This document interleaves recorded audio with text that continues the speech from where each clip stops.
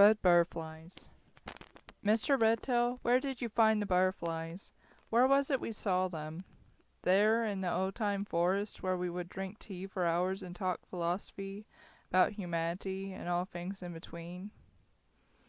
Mr. Redtail, I remember watching the stars, and I remember you telling me about all the different formations, all the different identities, but I can't remember their names. But that's fine. I just loved hearing it all from you. It was passionate.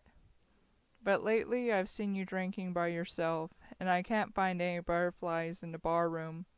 I've seen you sing for days without sleep over your research, and there isn't a single sketch of brilliant patterns and vibrant wings. And Redtail, I've lost sight of it too.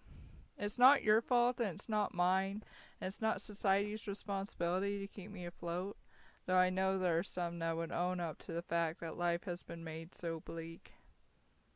Sometimes it's better to put it all down. It's better to seek out the escape from misery. And sometimes you've got to see and you've got to accept that it isn't the right season for the butterflies.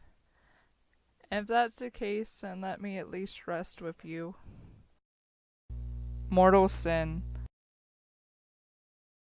I saw the scene down the way, down the center of town, where the widower sells her flowers, where the little boy used to pass out newspapers for almost $1.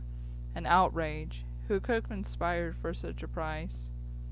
They had you all strung up, ropes and chains, and a painful clamp that they had over your teeth that wouldn't stop you from wheezing.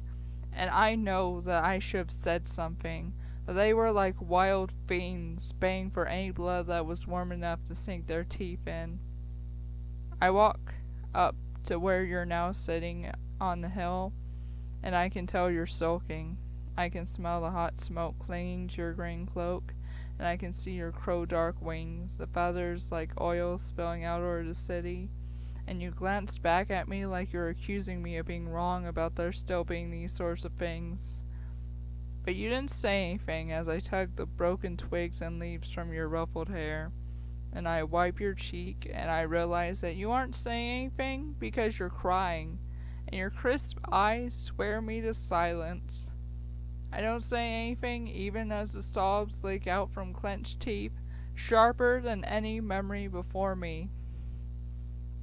And that last memory was surely horrendous to see them lighting the fire, and see them building that pyre as you shrieked and wailed through that terrible metal thing until those wings sprouted from your back. Instead of attack, you flew away, and I can see the twine that clung valiantly. Nothing is a bigger sin than what they did to you, I think.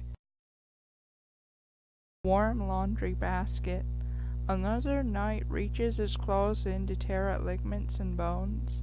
The chaos in the dark corridors resent the cage that is the head, and I just want another quiet night wrapped up in blankets and feathers, the fur of my father keeping me warm and without these encroaching doubts.